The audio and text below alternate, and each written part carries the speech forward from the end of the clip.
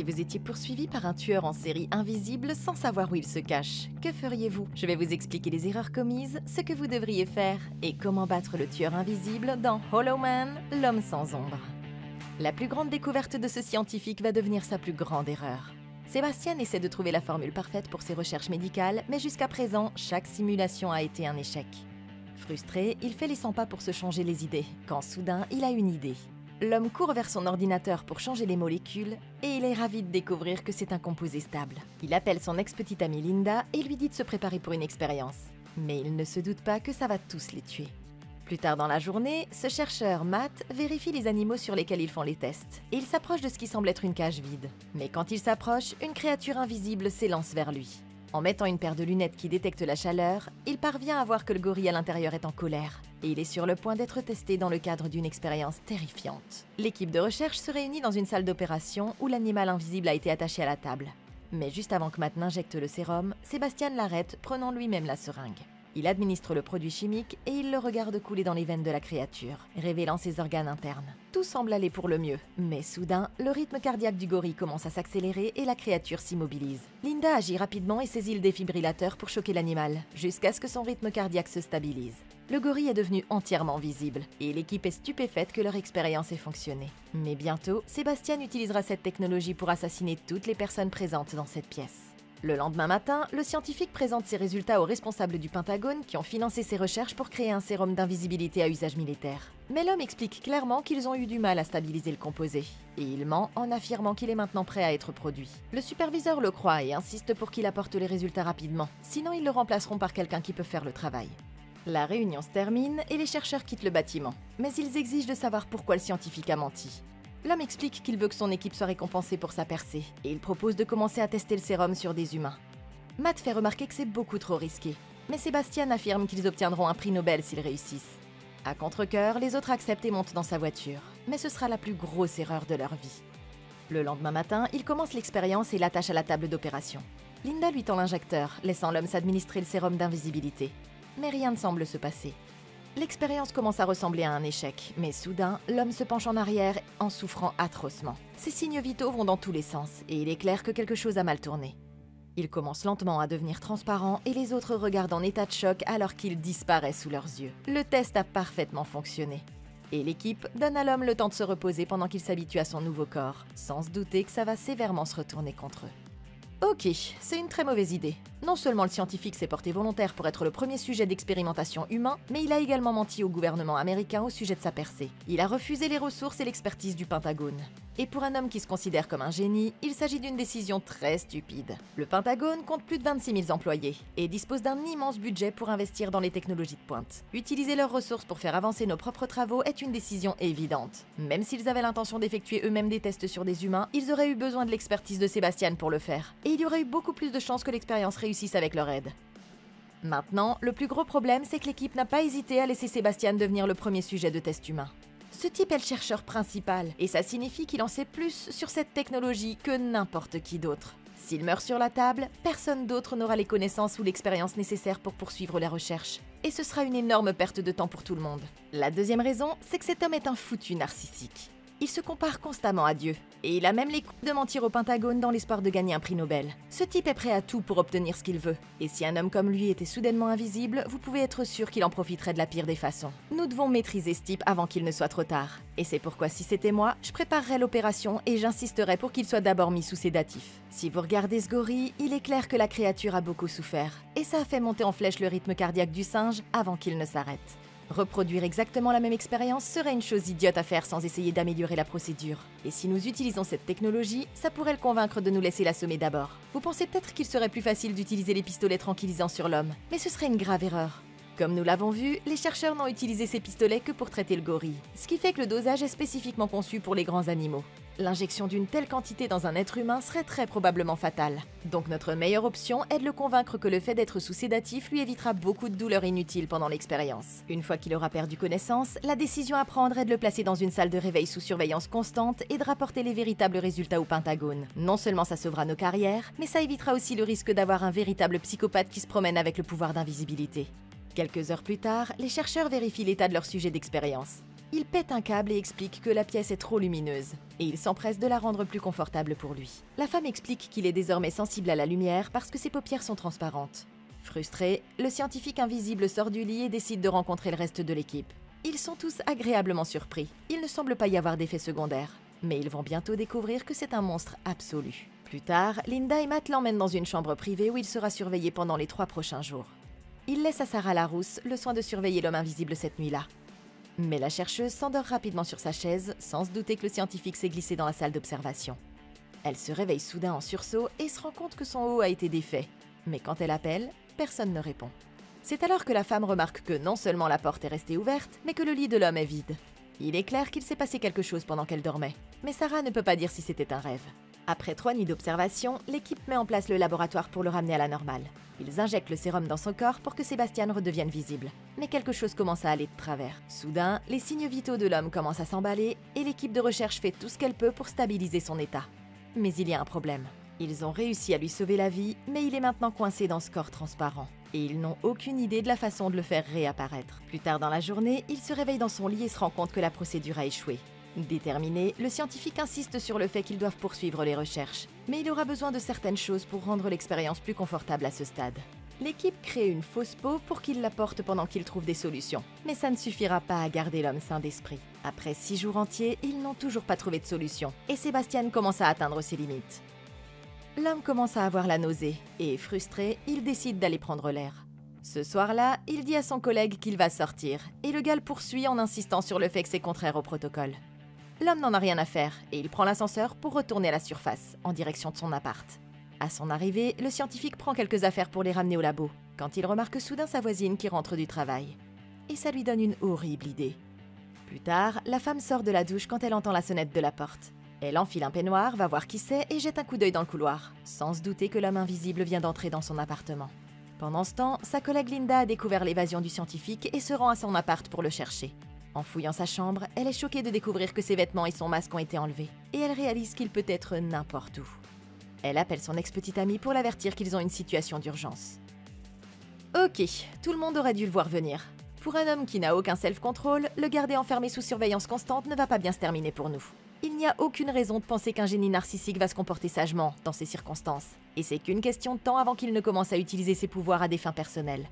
Si vous pouviez faire ce que vous voulez sans vous faire prendre, vous ne perdriez sûrement pas votre temps enfermé dans un labo de recherche pour servir de cobaye. Et c'est pourquoi si c'était moi, j'aurais pris des mesures pour que Sébastien n'ait aucune chance de pouvoir devenir invisible quand il le veut. Ces scientifiques ont eu une bonne idée, mais l'utilisation d'un moule en silicone était une très grosse erreur. La meilleure approche aurait été de teindre sa peau avec un produit chimique qui ne pourrait pas être enlevé facilement. L'un des meilleurs moyens d'y parvenir est d'utiliser un composé connu sous le nom de Disperse Red 9, ou 1-méthylamino-anthraquinone. Il s'agit du même produit chimique que certaines banques placent à l'intérieur des liasses de billets et qu'il éteint lorsqu'un braqueur déclenche l'appareil. La raison pour laquelle ce produit est si efficace, c'est qu'il ne tache pas seulement l'argent, mais aussi la peau du voleur, et ça peut durer 3 ou 4 jours avant de pouvoir être retiré au lavage. J'aurais forcé l'homme à se teindre la peau tous les jours avec ce composé par précaution, de sorte que même s'il s'échappe, ça limitera ses chances de profiter de son invisibilité, et nous aurons beaucoup plus de facilité à le suivre à la trace. De cette façon, il devra toujours respecter les normes sociales, parce que les gens pourront voir son corps, et ça l'obligera à se comporter comme si quelqu'un l'observait en permanence. Ce serait également une bonne idée d'injecter un dispositif de traçage dans son corps. S'il dispose déjà de la technologie pour rendre quelqu'un invisible, il n'est pas exagéré de penser qu'il serait capable de faire ça aussi. Maintenant, il s'avère que cet homme est un véritable pervers, et que pour une raison ou une autre, c'est ainsi qu'il a voulu profiter de l'occasion unique qui lui était donnée de devenir invisible. Mais pour être honnête, il y a de bien meilleures façons d'en tirer parti. Si c'était moi et que j'avais la possibilité d'explorer mes désirs les plus sombres pendant une semaine, la décision la plus évidente serait de dresser une liste des personnes que je déteste le plus, et de me faire passer pour un fantôme. Je hanterais alors leur maison l'une après l'autre, en faisant flipper mes ennemis et en regardant les méchants obtenir ce qu'ils méritent. C'est quelque chose que je paierais très cher à regarder. Il est donc fort probable que l'homme commence aussi à utiliser son invisibilité pour se venger de tous ceux qui se mettent en travers de son chemin. Si ce groupe pensait à l'avenir, il se rendrait compte que la situation va devenir incontrôlable, et pour un groupe de scientifiques, il ne planifie pas du tout ses actions. Au centre de recherche, l'équipe apprend que Sébastien s'est échappé, et la femme prévient que si quelqu'un le découvre, le projet sera arrêté. Mais c'est alors que le scientifique passe la porte. La collègue demande où il était, et l'homme ment disant qu'il est seulement allé chercher quelques affaires. Mais Linda ne le croit pas. Elle a trouvé des preuves qu'il a abusé de son invisibilité, et elle menace de le dénoncer au comité scientifique s'il s'absente à nouveau. Il pense qu'elle bluffe, mais la chercheuse lui fait comprendre qu'il sera confiné ici indéfiniment. Agacé, le scientifique retourne dans sa chambre, mais il va bientôt commencer sa série de meurtres. Le lendemain matin, l'équipe se réunit au laboratoire et Matt leur présente ses dernières découvertes. L'homme a peut-être trouvé un moyen de ramener le scientifique à la normale, mais la simulation échoue à la dernière seconde. Ils n'ont toujours pas de remède, et l'homme invisible va être coincé comme ça pour toujours s'il ne trouve pas une autre percée bientôt. Furieux, Sébastien essaie de trouver un moyen de s'échapper, quand il se souvient tout à coup qu'il y a une installation de sécurité au plafond. L'homme se rend compte qu'il surveille sa chambre, mais ça lui donne une idée brillante. Agissant rapidement, il entre dans le labo pendant qu'un des chercheurs ne regarde pas. Et il ramène un tas de composants d'ordinateur dans sa chambre pour saboter la caméra de sécurité. Plus tard, dans la salle d'observation, son collègue Frank sent que quelqu'un lui touche les cheveux, et il se retourne rapidement. Mais quand il vérifie la caméra, il voit l'homme invisible allongé sur son lit. Le gars ne sait pas que Sébastien a mis le flux vidéo en boucle et s'est déjà échappé du labo. Enfin libre, l'homme escalade l'escalier de secours de l'appartement de son ex-petite amie et est choqué de voir la femme avec son collègue Matt. Ça le rend si jaloux qu'il brise la fenêtre dans un accès de rage, et il s'enfuit rapidement. Les chercheurs regardent à l'extérieur pour voir qui les espionnait, mais il ne semble y avoir personne. Soupçonneuse, la femme se précipite sur le téléphone et appelle le labo pour demander si le scientifique est toujours au lit.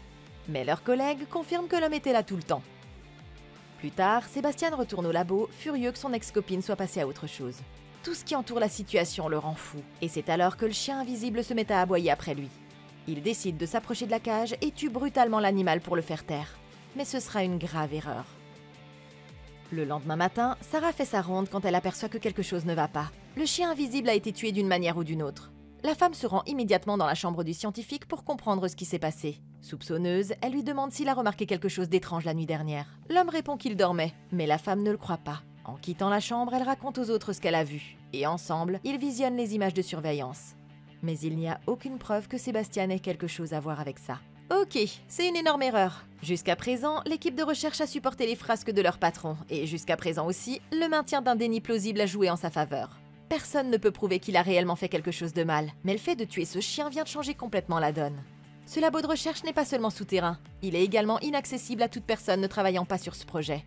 La seule entrée est l'unique ascenseur, et il est activé par une commande vocale, donc personne d'autre ne pourra se faufiler à l'intérieur. C'est déjà suffisant pour dire à tout le monde que Sébastien ici présent a tué ce chien, parce que les autres personnes présentes n'auraient aucun intérêt à le faire. Si la femme pensait clairement, elle n'aurait pas pris la peine de lui demander où il était la nuit dernière, parce qu'il n'est pas difficile de supposer qu'un scientifique de génie est capable de mettre les caméras de sécurité en boucle. Maintenant, il est important de souligner à quel point ce couple est stupide à ce moment-là. Ils ont secrètement une liaison, et ne veulent pas que Sébastien le découvre. Mais ils savent déjà que l'homme est capable de s'échapper du labo, et il a constamment fait des avances à son ex-copine.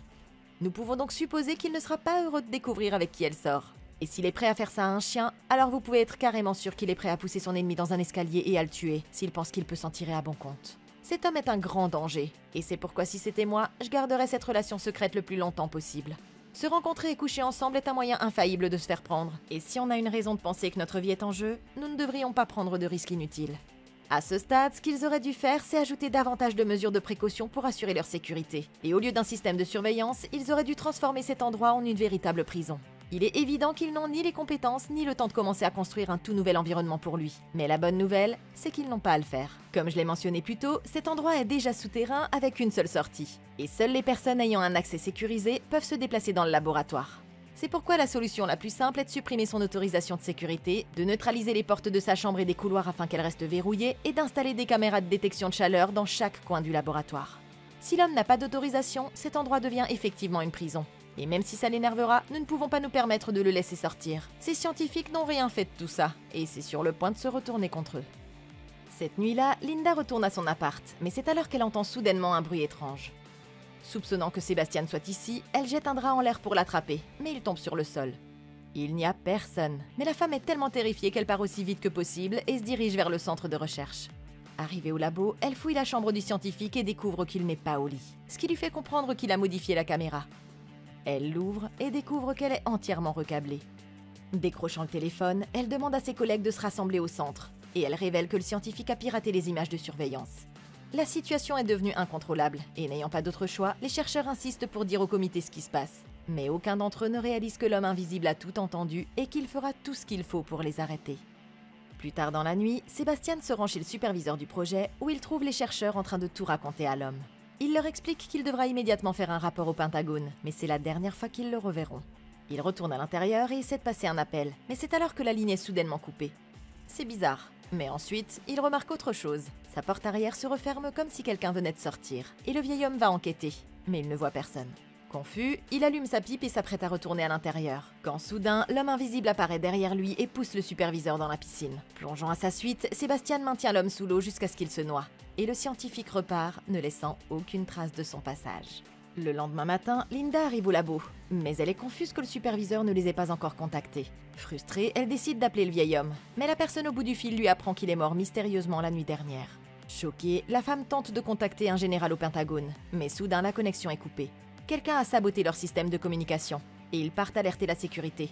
Mais quand ils entrent dans l'ascenseur, celui-ci n'accepte plus leur mot de passe. Tous les codes d'autorisation ont été changés, et ça signifie qu'ils sont piégés ici avec un psychopathe invisible. Les chercheurs racontent aux autres ce qui vient de se passer, et l'équipe tente de pirater le système de sécurité. Mais c'est alors qu'ils voient que la seule personne qui peut utiliser l'ascenseur est l'homme invisible. Le groupe n'a pas d'autre choix que de l'affronter, et ils se dirigent vers sa chambre.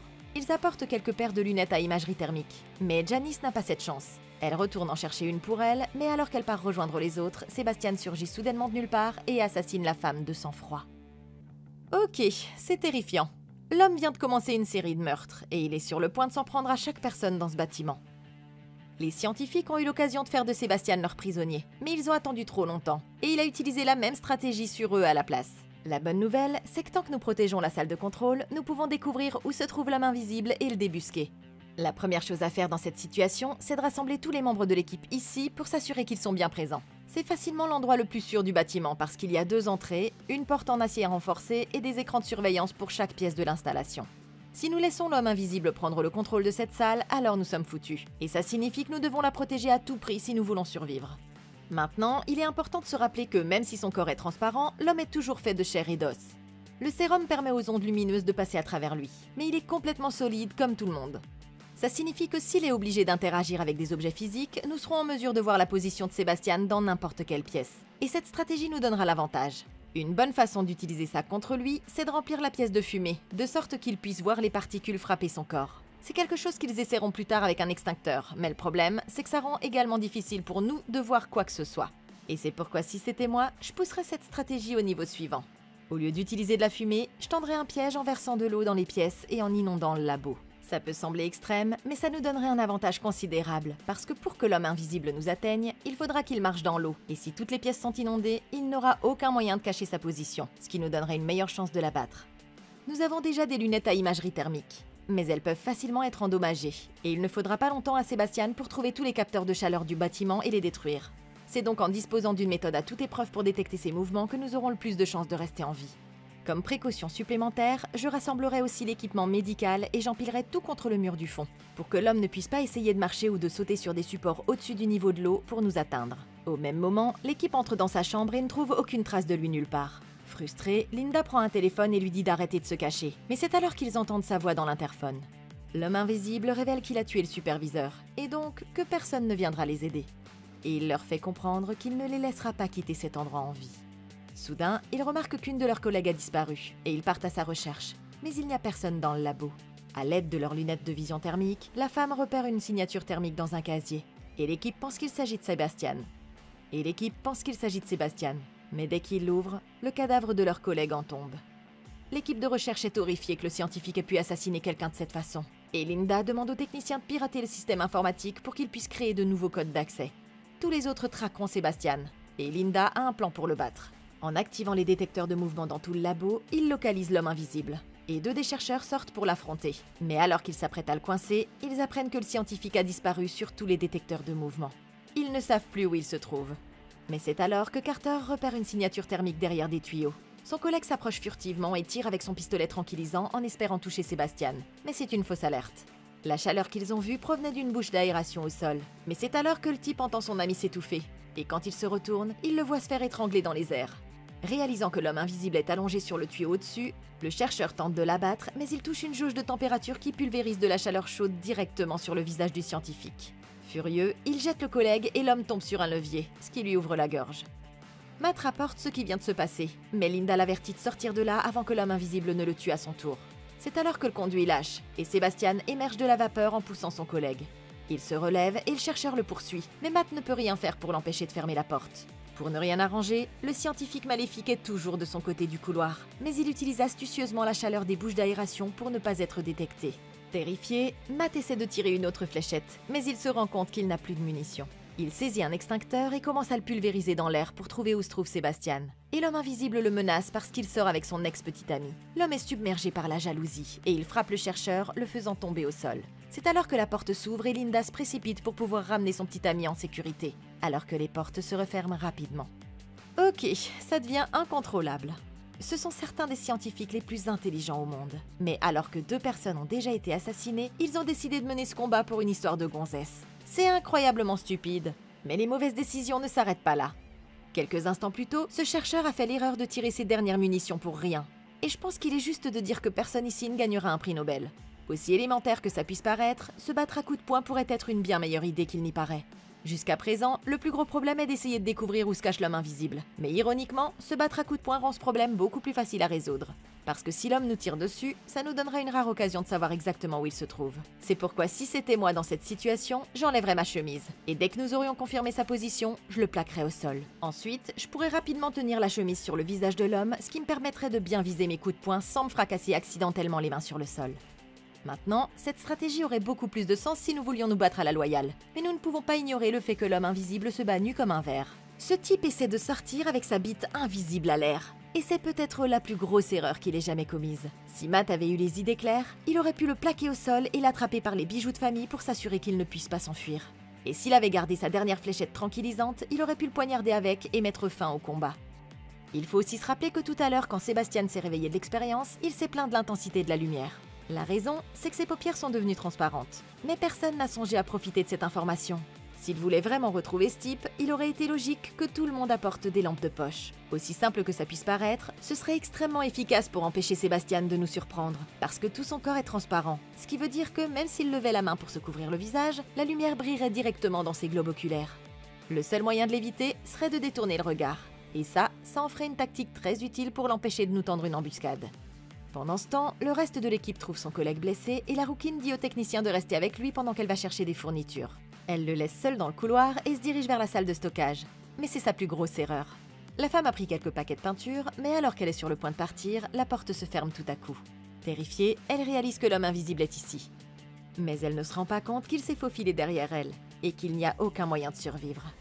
Les chercheurs restants trouvent leur collègue et ils lui demandent où se trouve la femme. Frustré, il leur répond qu'elle se trouve dans la salle de stockage et les chercheurs s'y rendent aussi vite que possible. Quand ils entrent, ils découvrent le cadavre de Sarah dans un coin de la pièce et il est clair que l'homme invisible l'a tuée. Mais ils ne se rendent pas compte qu'il est toujours là. Soudain, le scientifique attaque son collègue avec un pied de biche et le tue de sang-froid. Horrifié, Matt se précipite pour vérifier l'état de l'homme, mais c'était sa plus grosse erreur. Il est poignardé dans le ventre par Sébastien et s'effondre sur le sol tandis que sa petite amie se précipite pour l'aider. C'est alors que le scientifique ferme la porte et les enferme de l'extérieur avant de baisser la température en dessous de 0. Ce n'est qu'une question de temps avant qu'il ne meure de froid, et le petit ami est déjà en état de choc. Désespérée, la femme essaie de casser la fenêtre avec le pied de biche, mais c'est inutile. Le verre ne se brise pas, mais il lui vient alors une idée brillante. Elle fabrique rapidement un électroaimant avec les matériaux de la pièce et le relie à un défibrillateur. En appuyant l'appareil sur la porte, la femme déplace magnétiquement la barre et parvient à les libérer. Elle traîne son petit ami hors de la pièce et met immédiatement le feu à un tonneau rempli de papier. Ça devrait le maintenir au chaud jusqu'à ce qu'il se réveille. Et elle quitte la pièce munie d'une bouteille de gaz inflammable. Pendant ce temps, Sébastien crée un composé dans le laboratoire et le teste, le regardant exploser à l'impact. Après en avoir mélangé d'autres, il place les flacons dans un appareil et déclenche une minuterie. Dans 5 minutes, tout l'endroit va exploser. Et l'homme invisible entre dans l'ascenseur, persuadé qu'il va pouvoir s'échapper.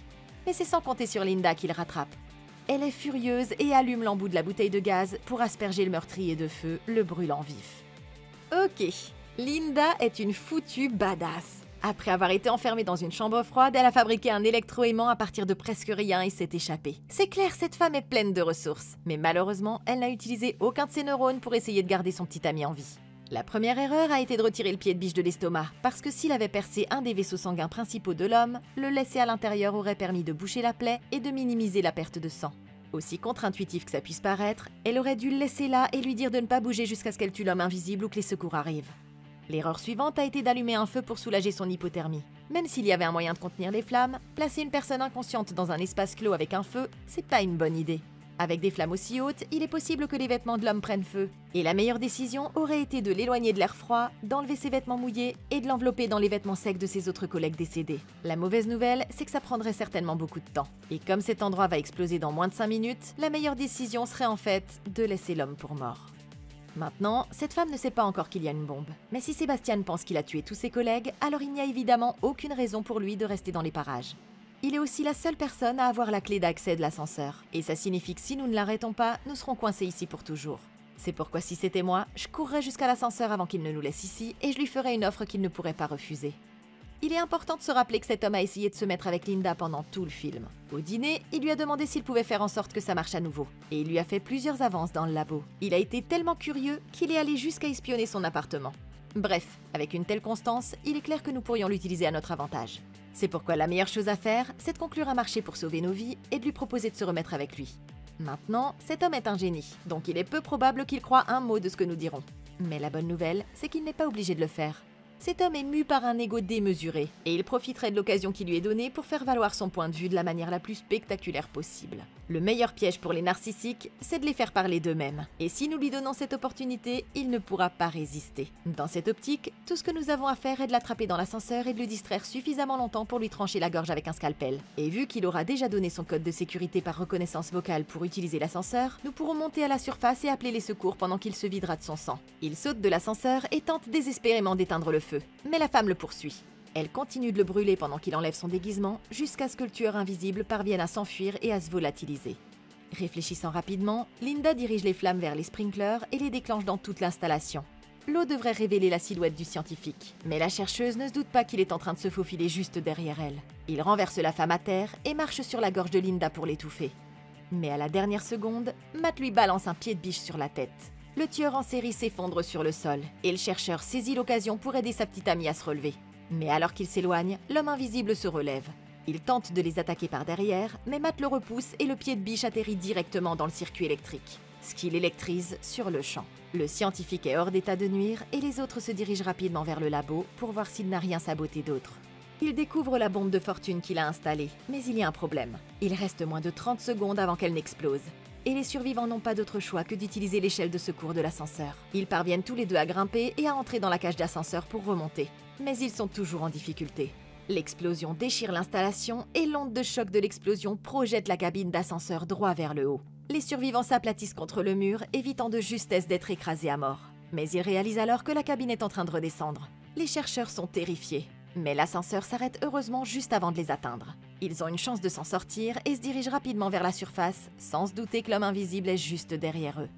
Ils s'accrochent à la femme et la tirent de l'échelle, les faisant tomber sur la cabine d'ascenseur. Le meurtrier lui demande un dernier baiser, et la femme cède, mais elle s'accroche discrètement à un câble. À la dernière seconde, elle marche sur ce levier et détache le câble qui retient la cabine d'ascenseur, envoyant l'homme invisible dans une chute mortelle. Le cauchemar est enfin terminé, et les survivants peuvent quitter l'installation, reconnaissant de ne plus avoir à regarder le service 3 pièces de Kevin Bacon pour le reste de leur vie. Mais qu'en pensez-vous? Comment auriez-vous battu Hollow Man, l'homme sans ombre? Dites-le moi dans un commentaire ci-dessous. Merci beaucoup d'avoir regardé. Laissez un like, abonnez-vous et consultez la playlist de Comment battre pour d'autres vidéos comme celle-ci. Et d'ici la prochaine fois, passez une excellente journée!